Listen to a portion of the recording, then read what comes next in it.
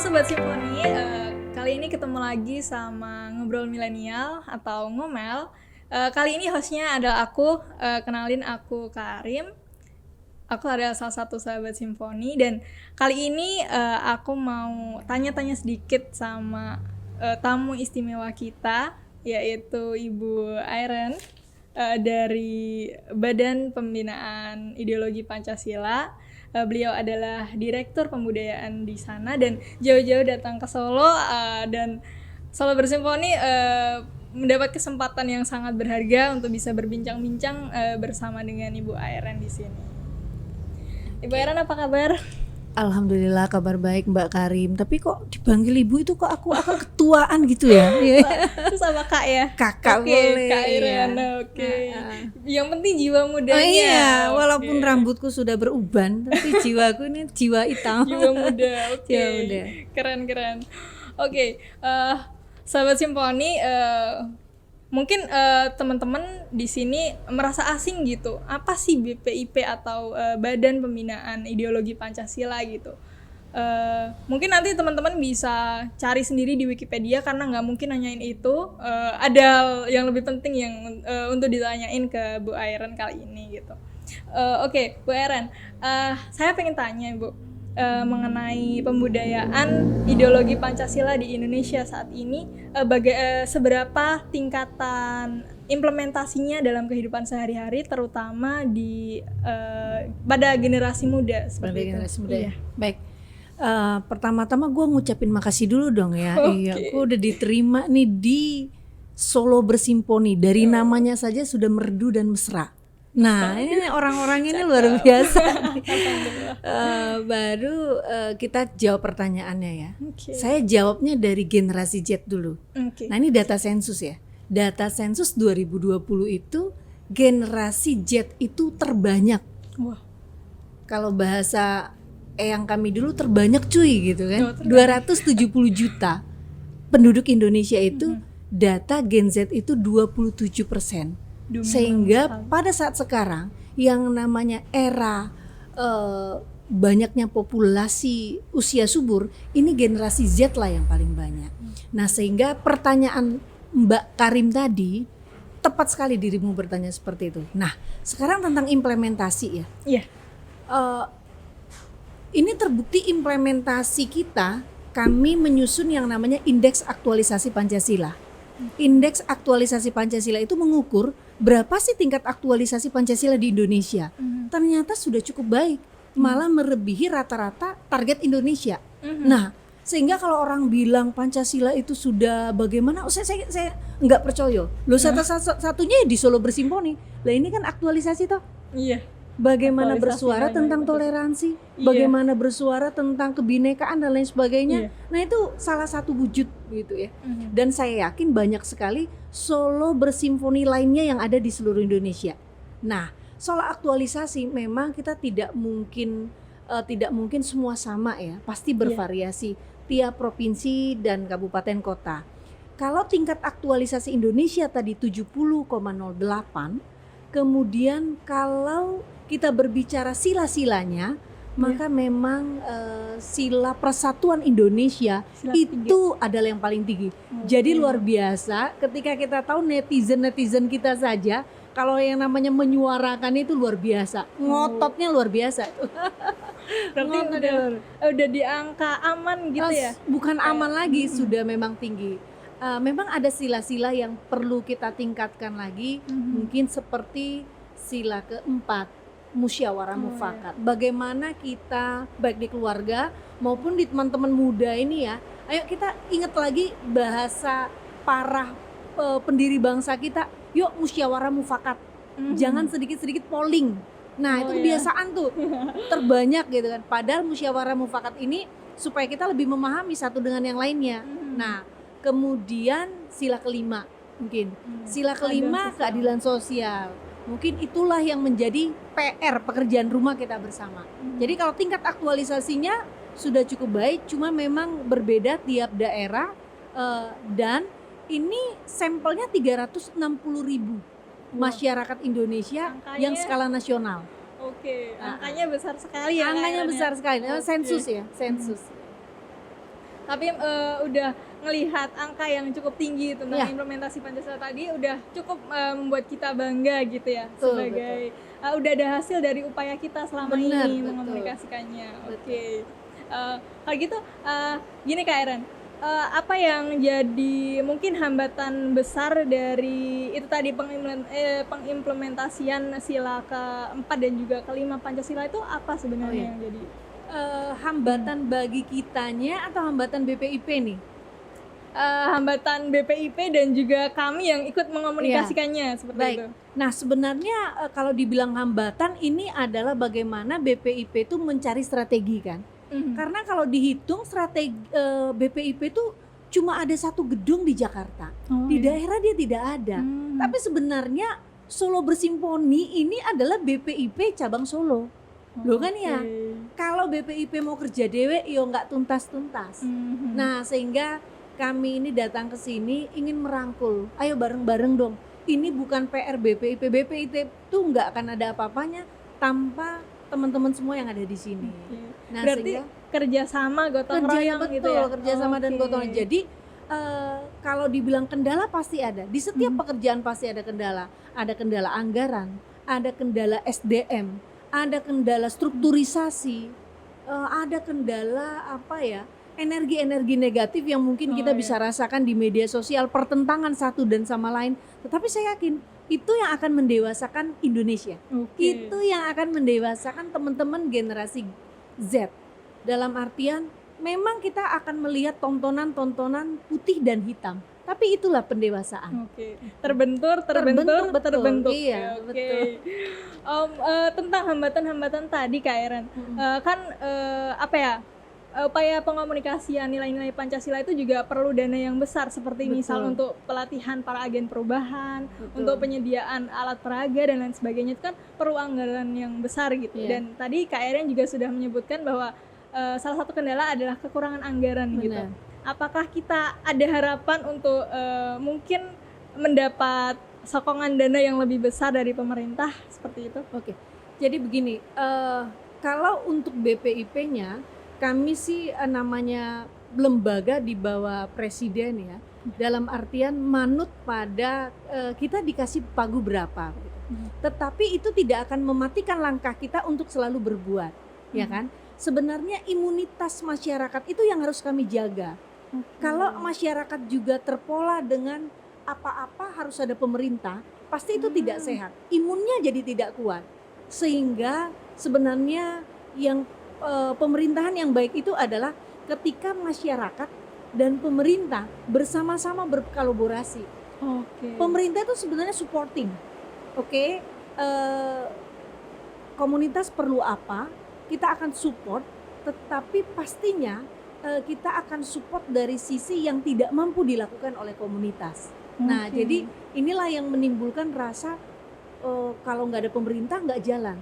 Nah, jadi Iya, benar. pemerintah mau datang atau enggak, masyarakat itu adalah pemerintah. Masyarakat itu adalah negara. Karena beban negara itu bukan hanya karena pemerintah. Sekarang paradigma berubah. Masyarakat merasa dirinya kami ikut serta dalam andil pembangunan. Nah itu. Nah, oke. Lu kayak gini Rim, lu itu udah membangun cuy. Lu udah membangun. Yuk, itu. semangat yuk. Ternyata ini ya perlu apa ya, antara pemerintah dengan masyarakat itu perlu ada kolaborasi yang sinergis Betul. seperti itu Antara untuk publik dan republik harus sudah face to face.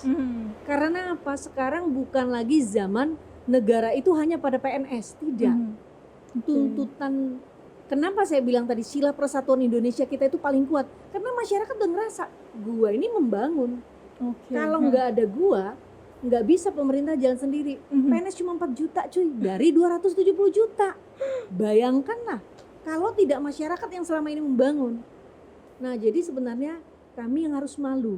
Ketika kami datang ke Solo Bersimponi, kalian sudah buat begini, kami yang harus malu.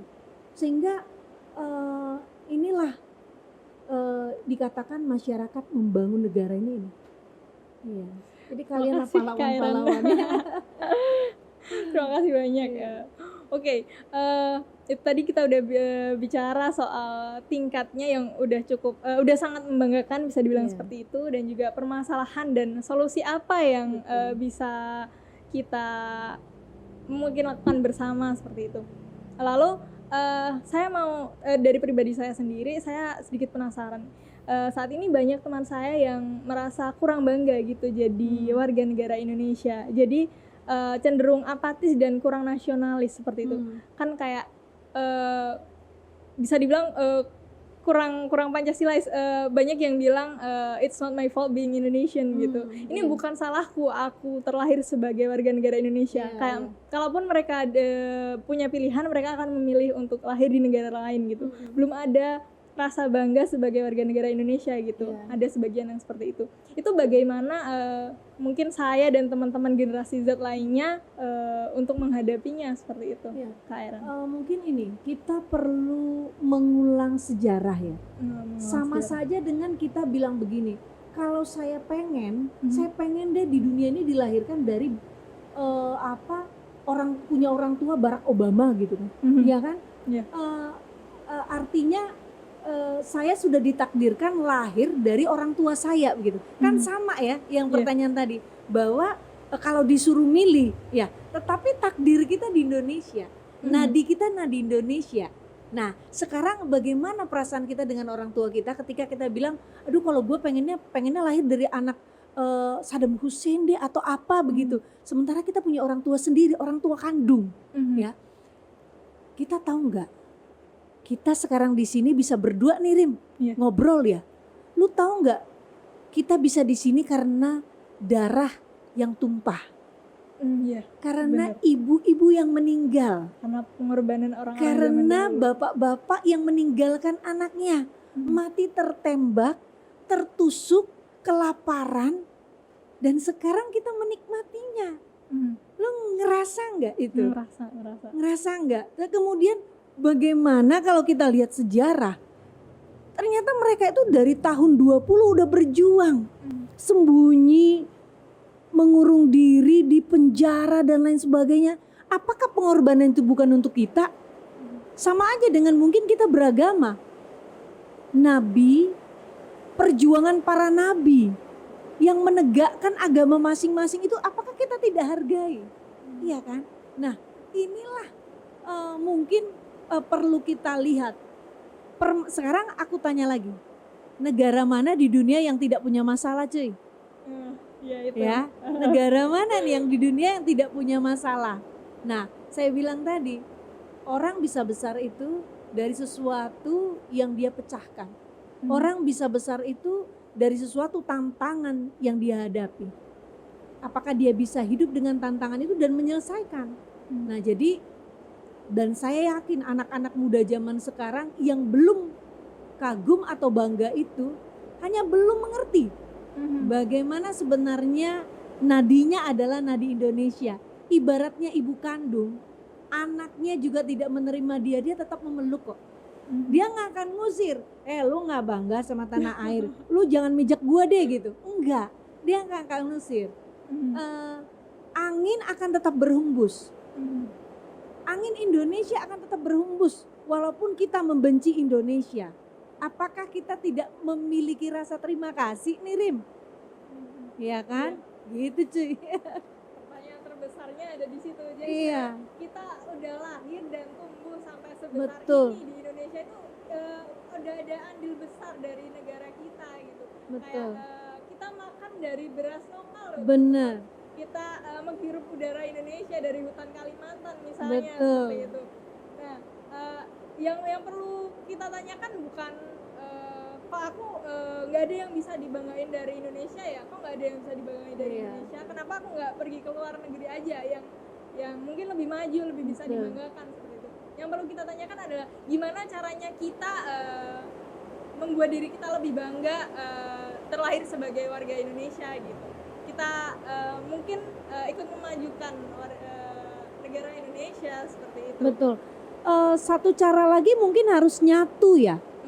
Satu kebanggaan itu nggak akan terlihat kalau kita berbicara negara dan dunia ya. Masyarakat dan negara itu kan punya unsur ada negaranya, ada kedaulatannya, ada pemerintahannya, ada masyarakatnya. Nah, kalau kita mau menunjukkan kebanggaan kita, yuk bersatu yuk. Yuk membuat Indonesia bangga yuk. Jangan kita melihat dulu mana yang gue banggain dari Indonesia. Tapi bisa gak kita buat Indonesia bangga sama kita? Kalau dicatat nih teman-teman, Iya. dicatat, digarisbawahi, ditebelin. Coba lihat, begitu teman-teman atau pejuang atlet bulu tangkis kita karena permasalahan COVID tidak bisa bertanding, apakah cuma Indonesia yang menangis? Tidak, dunia yang menangis. Kenapa? Mereka sudah menokohkan bahwa wajah Indonesia itu bulu tangkisnya the best. Nah, itu kan luar biasa ya. Mereka tidak bertanding itu merupakan, aduh ini nggak ada persaingan yang seenak kalau Indonesia ada. Itu dia sudah bawa nama loh. Wow, apakah kita yang tidak bangga ini sudah bisa seperti itu? Nah, gitu. Indonesia tanpa kompetisi kurang seru. Iya benar kan? Iya. Keren. Itu teman-teman perlu dicatat ya, itu tadi kata Kak Airen yang udah panjang lebar menjelaskan seperti itu. Oh, dan mungkin pertanyaan terakhir Kak. Iya. Apa harapan dan pesan dari Kak Airen pada generasi muda, terkhususnya generasi Z yang saat ini mendominasi di Indonesia dalam upaya implementasi nilai-nilai Pancasila seperti itu dalam kegiatan berbangsa dan bernegara? Baik. Apa saja gitu? Generasi Z ini kan generasi yang sudah sangat terbuka. Tidak lagi hanya berkutit pada pendidikan formal, semua sudah bisa dia buka. Dia pintar, malah gua harus mengatakan bahwa lebih pintar anak generasi Z dalam mengakses segala hal daripada kami yang baby boomer ini gitu kan. Nah, Tuhan sudah memberikan waktu kepada dirimu ada di bumi Indonesia ini pada zaman dengan segala keterbukaannya.